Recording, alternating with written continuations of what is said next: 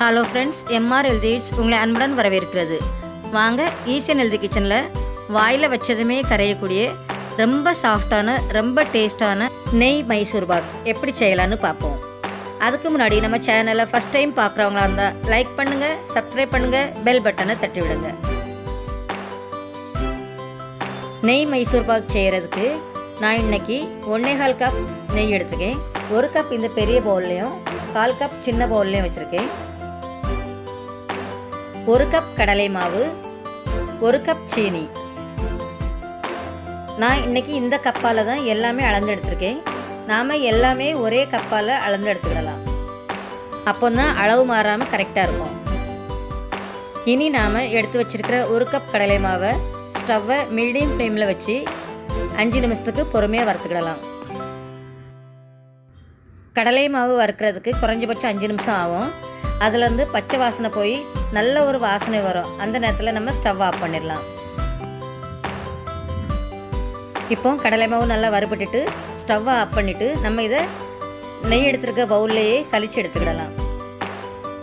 நாம் வறுத்த பிறகு கடலை மாவை சலிச்சு எடுத்துருக்கிறதுனால நெய்யோடு மிக்ஸ் பண்ணும்போது ரொம்ப சீக்கிரம் வேலை முடிஞ்ச மாதிரி இருக்கும், ரொம்ப நல்லாவும் இருக்கும். இப்போ நாம் எடுத்து வச்சுருக்கிற நெய்யோட கடலை மாவு சேர்த்து நல்லா கட்டிகள் இல்லாமல் நல்லா மிக்ஸ் பண்ணி விட்டுடலாம். சலிச்சிருக்கிறதுனால கட்டிகளே நம்மளுக்கு விழாது. இனி ஒரு பாத்திரத்தை ஸ்டவ்வில் வச்சுக்கிட்டு எடுத்து வச்சுருக்கிற 1 கப் சர்க்கரை சேர்த்துக்கிடலாம். அது கூடவே 1/4 கப் தண்ணி சேர்த்து கொதிக்க வச்சுக்கிடலாம். சீனி நல்லா கரைஞ்சிட்டு இனி நம்ம இதை ஒரு கம்பி பதம் வர வரைக்கும் காய்ச்சிக்கிடலாம். சீனி நல்லா கொதித்து ஒரு கம்பி பதத்துக்கு வந்துட்டு பாருங்கள். இதை லேசாக தொட்டுக்கிட்டு இப்படி நம்ம 2 விரலுக்கு நடுவில் வச்சு பார்த்தாக்கி லேசாக நூல் மாதிரி வரும். அதுதான் நம்மளுக்கு ஒரு கம்பி பதம். பாருங்கள், இப்படி தான் வரும்.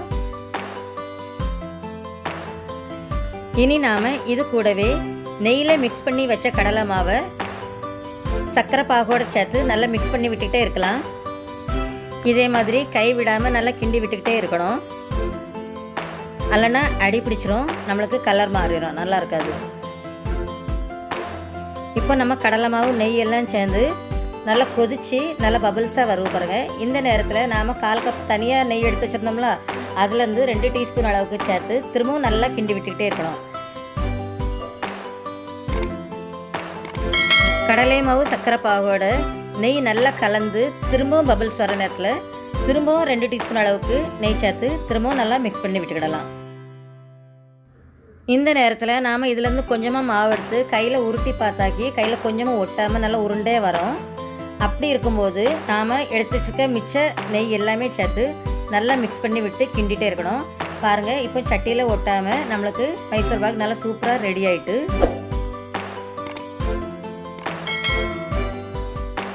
நான் ஏற்கனவே ஒரு மிட்டாய் டப்பாவில் நெய் தடவி வச்சுருந்தேன். அதுலேயே நான் இப்போ மைசூர் பாக் கலவையை சேர்த்துக்கிடுதேன். பாருங்கள், சூப்பரான ரெடி ஆகிட்டு.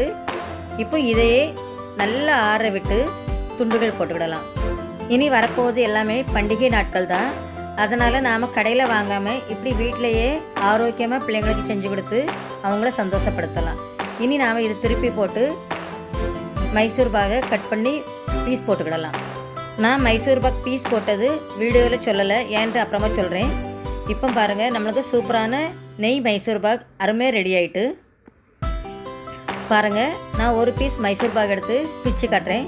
பாருங்கள் எவ்வளோ சாஃப்டாக எவ்வளோ சூப்பராக இருக்குன்னுட்டு. நான் மைசூர் பாக் கலவையை மிட்டாய் டப்பாவில் ஊற்றுனதுனால மிட்டாய் டப்பாவில் உள்ள மடிப்பு பாருங்கள் உள் சைடோடையும் மடிச்சிருந்தது. நான் அதை கவனிக்கலை.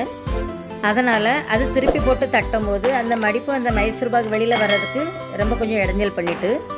அதனால் என்னைய மாதிரி நீங்கள் இந்த தப்பு பண்ணாமல் வீட்டில் இருக்க பிளேட்லேயே மைசூர் பாக் கலவையை தட்டி பீஸ் போட்டுக்கிடலாம், ரொம்ப நல்லாயிருக்கும்.